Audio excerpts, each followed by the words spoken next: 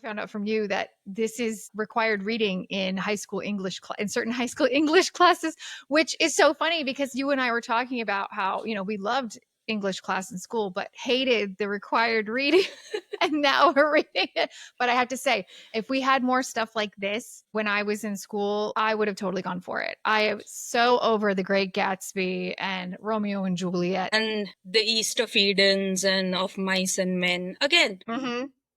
all these books, dry in nature, written by white men. I mean, the kind of required reading that like I had in India in our English subject, and it was so derivative of the British educational system that had been forced upon us basically after 200 years of colonization. And in that method of continuing this old style of education, we lost out a lot on major Indian authors, regional Indian authors. And in a way, these books are the works by indigenous people. They have been forgotten in a way.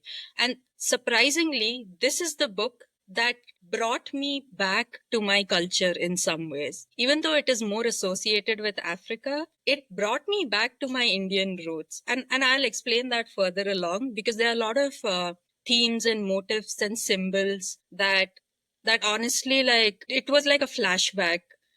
And now that, in the especially in the last couple of decades, Indians have become so westernized that we in ourselves have forgotten our traditional practices, whether it comes to the traditional practice of skincare or the traditional practice of spirituality. Things have become so bound by structures that we have forgotten how to understand things that are more abstract and boundless, but within the realms of our really old culture, which like has existed what, around 5,000, 6,000, 10,000 years.